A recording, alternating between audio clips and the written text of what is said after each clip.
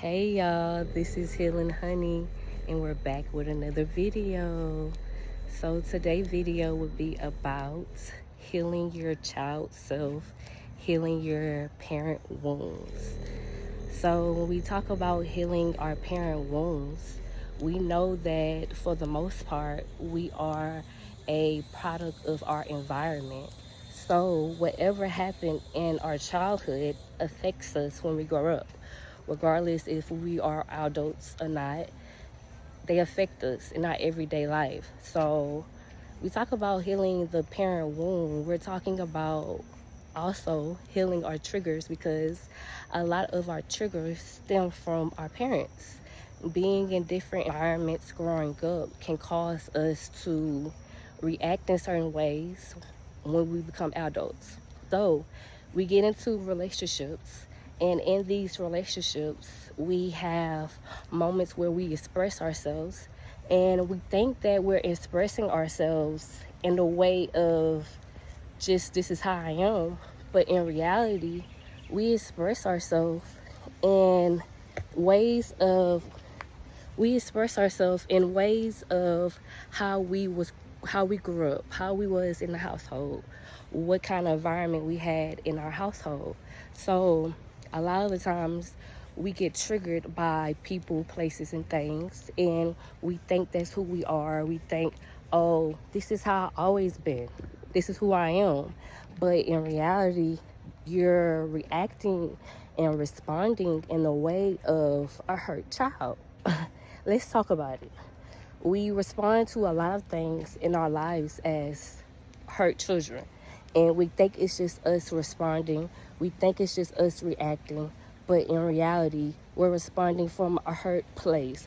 We're responding to our partners in friendships. Hold on, y'all. We're responding to our partners in friendships in a way of how we wish we could respond to our parents. A lot of the time, we're responding in the way of the hurt us, and we have to realize that we go throughout our lives responding like this, thinking this who we are, but it's not who we are. And we have to realize that once we become adults, it is our responsibility to heal ourselves.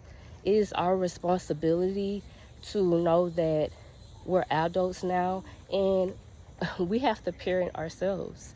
We have to be the person to say, I'm going to hold you when you cry. I'm going to be here no matter what. And you have to parent yourself. And sometimes it hurts. Sometimes it hurts to have to be the person to parent yourself, because you wish that you had the parent that you wanted, or you had an expectation on your parent. But you have to realize also, your parent only knew so much. Your parent was a product of their environment. Your parent had to go through different things in their childhood that made them that way. So we have to be aware that a lot of the times our parents are programmed by their environment as well as us. So if our parents is programmed by their environment, they only know so much, right?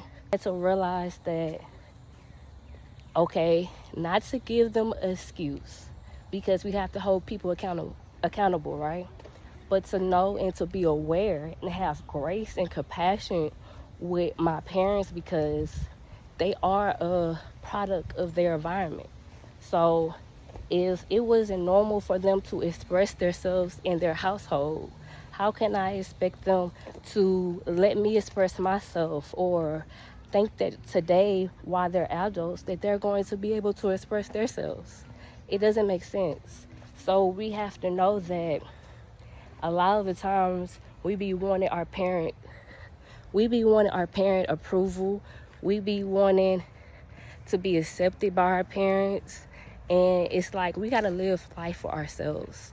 We have to know that our parents only knew so much, and that it's up to us to want to end certain cycles. It's up to us to say, I'm going to do something different. So it may not be, okay, I have all the answers, but I'm going to try. I'm going to do something different. I'm not going to pass on the same things to my family or to whoever I'm with. So we have to know that hurt people, right? And if hurt people, sometimes, our parents could be the first person to hurt us. Let's talk about it. I am a true believer of your parent being one of your first loves, one of your first best friends, because they birthed you, right? They had you, right? So you look up to these people, and sometimes they make mistakes. Sometimes they don't keep promises, but it's up to us to realize that they're human too. They're human too. And once we realize that they're human too, that's when we start having more compassion. That's when we start having more understanding and understanding of what's really going on and how to handle things. Hey y'all, we back at the house. I had to stop recording because it started to rain. But anyways, going back to the topic. Our parents are raised in certain environments, and because they was raised in certain environments, the way that they see the world is through the lens of whatever way that they was raised.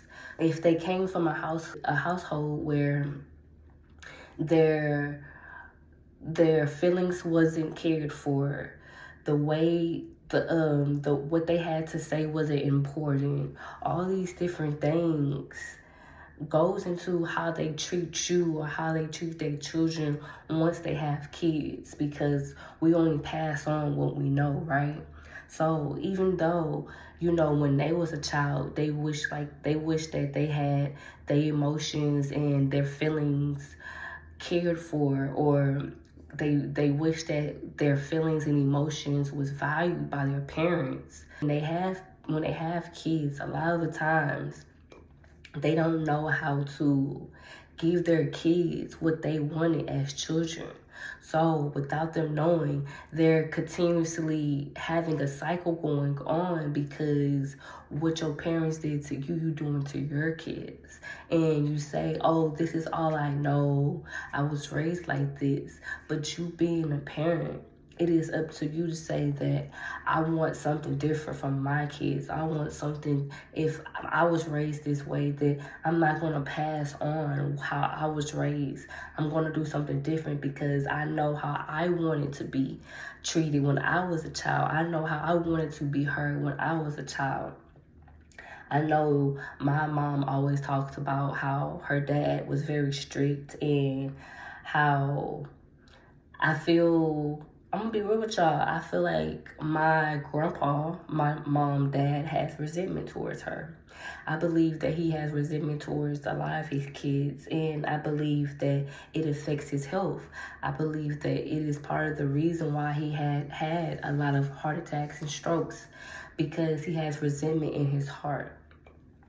A lot of the times, parents hold on to the mistakes or the decisions that their kids have made, not knowing that you're holding resentment to your kids, not knowing that you're feeling this type of way in your child, whether they're aware of it or not, they're feeling it.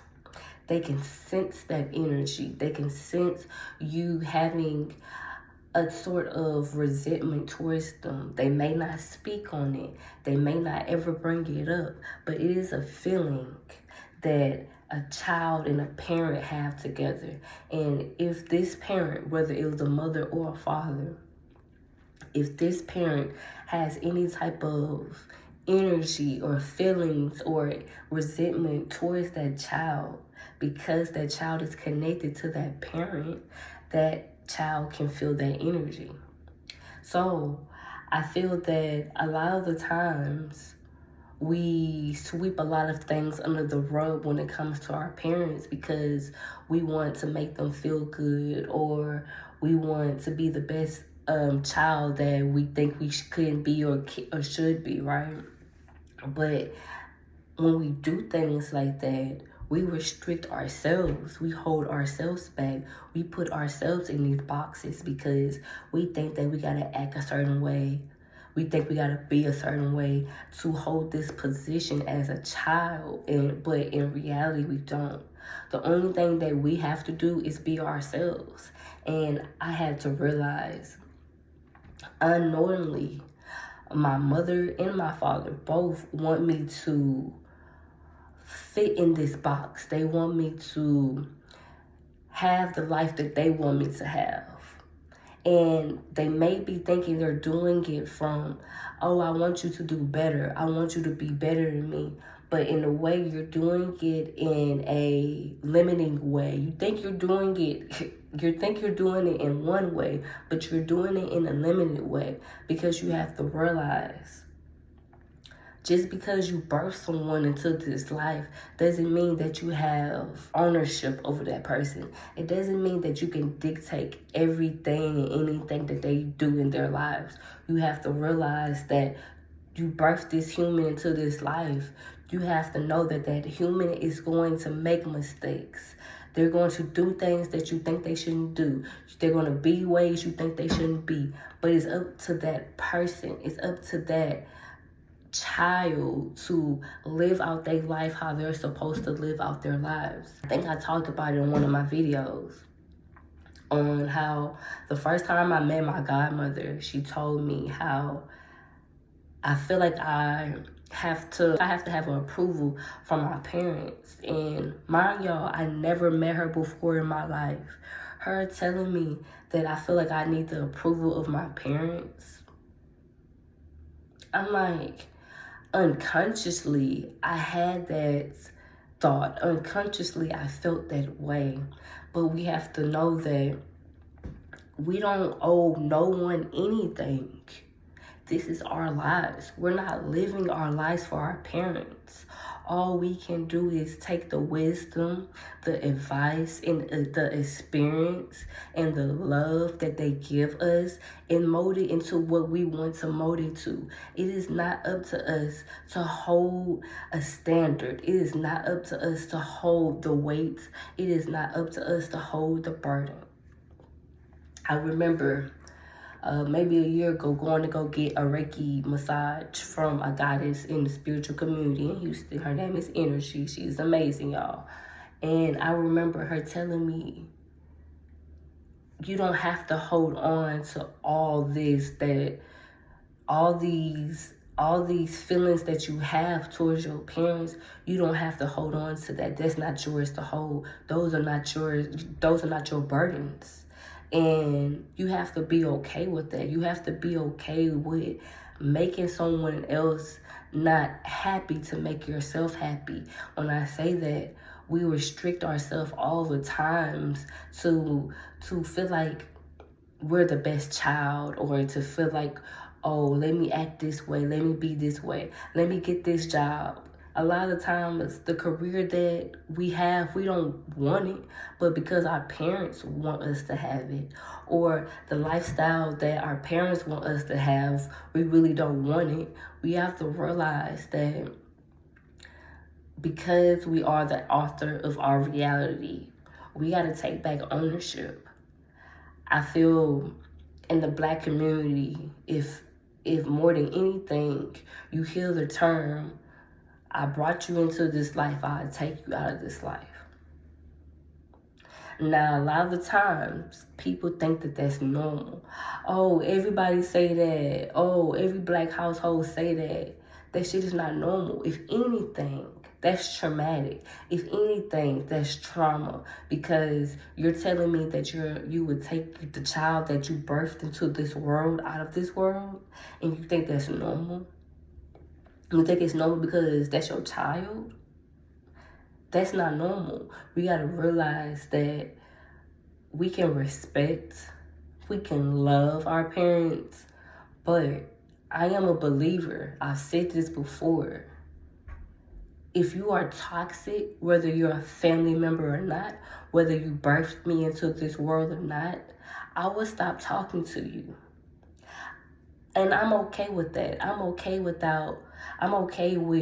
taking a break, taking a step back from my parents to get me together, because I know that just because you're my parent does not mean I have to take disrespect. It does not mean that I have to take any of the things that you're giving me, the projections.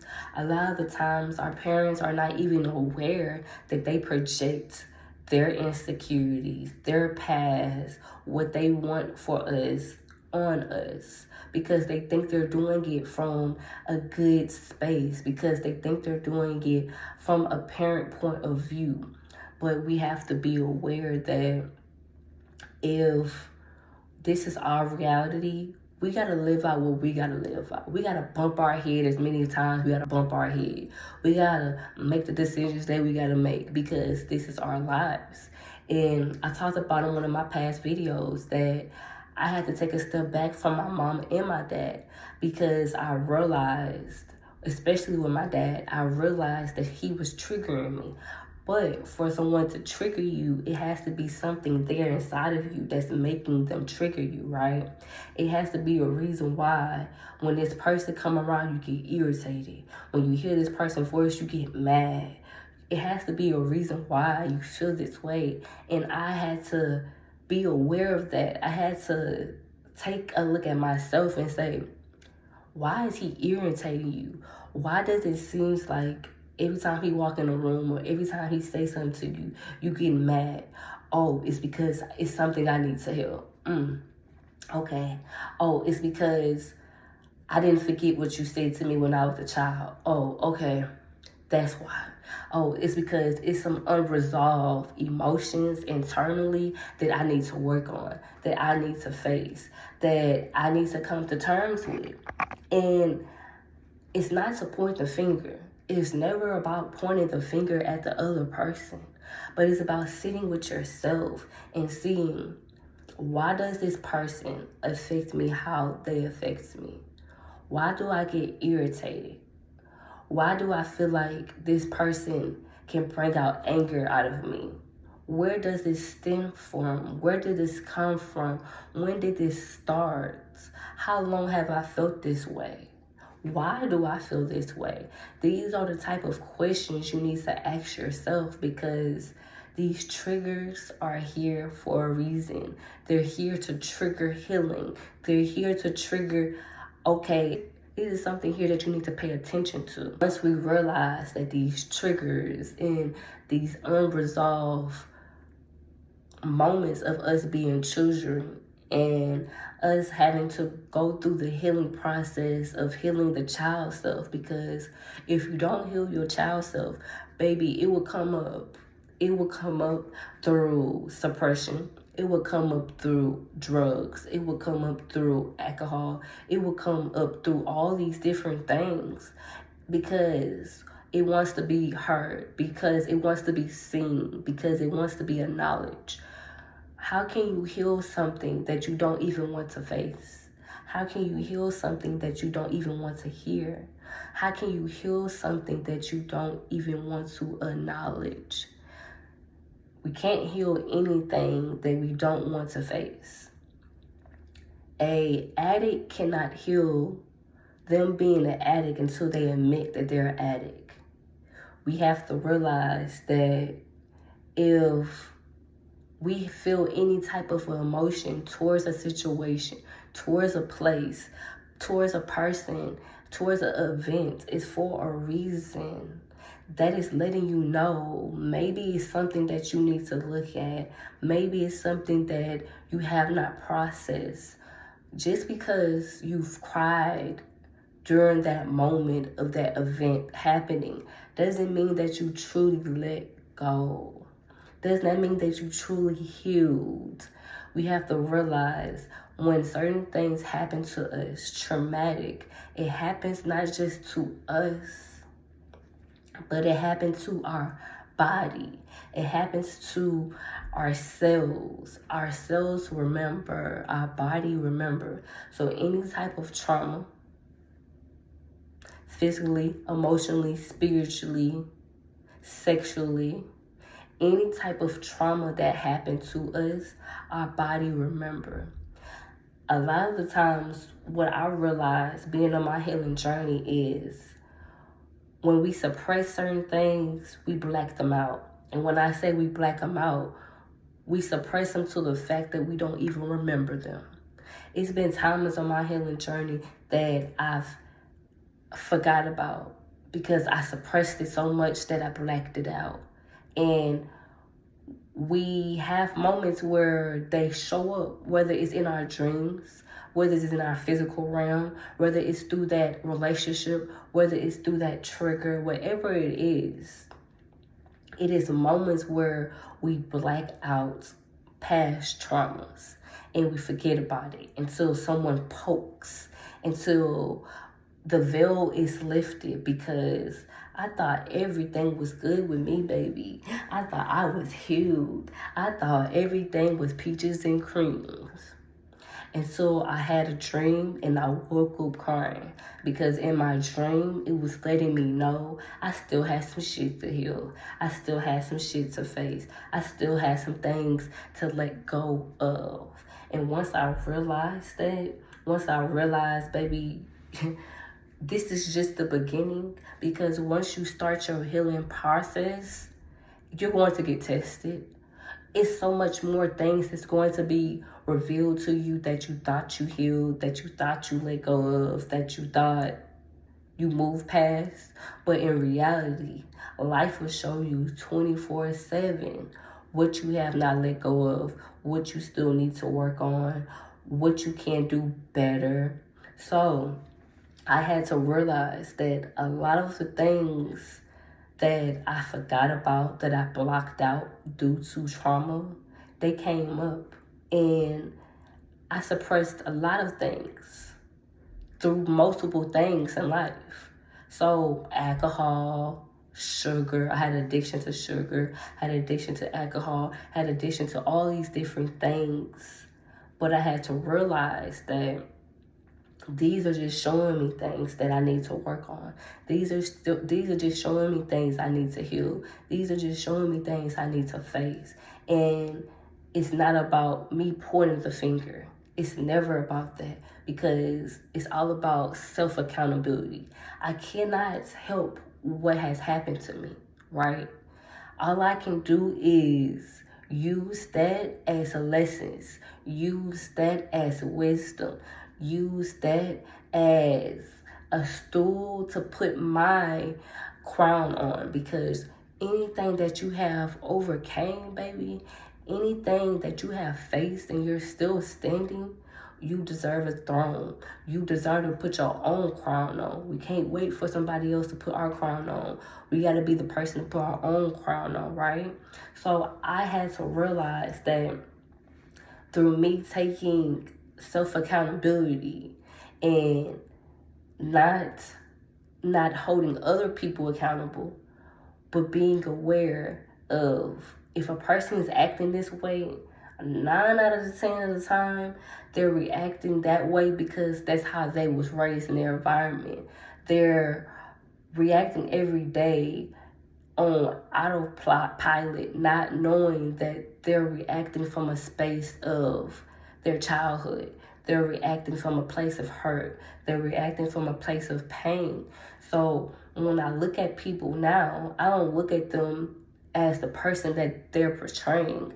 I look at them from a person as in, it's still some things you may have to work on. It's still some things that's bothering you from childhood. It's still some self-love things you may have to work on. And it's not out of judgment. It's out of, I've been there. I've seen that. I did that. I know that. It's out of that place, because I can only tell you what I'm telling you from experience. I can only tell you what I'm telling you because I went there. I can only tell you what I'm telling you because I've seen that. So I know that once you start working on these things that we still carry around, we be adults, we be 50 years old. People be 50 years old and they're still holding on to things that their dad told them when they was 10. We be 80 years old and people still be holding on to things that their grandma told them when they was 5. People think just because it's in the past, it still doesn't affect them in the present. A lot of the time, people are living in the present, but living in the past, because your physical body is in the present, but your mind is in the past. And we got to realize that people be living on autopilot, constantly replaying the past, constantly replaying their mistakes, constantly replaying what their parents told them. And I am a witness, and I literally remember certain words that my parents have told me that I would never forget, but that I had to work through and heal through and let go of, because they didn't know any better. And be okay with knowing that I'm not a victim and they only knew so much. And I had to heal my heart. I had to heal my heart from the heartbreak of my parents. And I had to lift my own self up and be okay with if they can't lift me up. I had to let go of the expectation that I feel how they should be, what they should be, how they should show up for me, because they can only show up for me as much as they can, to the capacity that they can. And I have to be okay with that. I have to be okay that this standard, this illusion of a standard, or this illusion of an expectation from my parents, I may not ever get. I may not ever get it. And I have to be okay with that. I have to know that the only thing that I can do is be me and continue to heal what I need to heal. So I'm not passing anything down to my descendants, regardless if I have kids or not. I have nieces and nephews. So I have to realize that I'm not my parents. I'm not their mistakes. And I don't have to live up to any expectation, because I'm not putting them on no pedestal. I'm not holding them up to no expectation. So I have to be okay with where I'm at and their view and perspective of me, because people only view you through whatever lens they have on. So if people view you through a distorted lens, or a lens of how they was programmed to look at things, then that's what it is. We have to realize that we didn't come back here to live anybody's lives but our own. And we got that power to lift ourselves up and hold ourselves up and be the people that we know we can be, and not for nobody else but ourselves. Nobody else but ourselves. So I had to realize you don't owe anyone anything. If anything, you owe yourself everything, if anything. So I hope that y'all got something from this video. I know it's been a minute, y'all. I had to get over some detoxing. My body has been detoxing, so I've been coughing, my body been going through some stuff. I had to detox and drink my teas and my herbs and stuff. So I hope that y'all got something from this video. We are not our parents. And it's okay to face that child self of you, because if you don't face it, it will show up in different ways, because it wants to be heard, it wants to be seen, and it's here to help you. It's here to say it's okay to be free. It's okay to express yourself. It's okay to be your true self, because we suppressed our true self for so long, our free self, our true self. And a lot of the times, the anger that we hold, the anger that we have, is due to us suppressing our child self.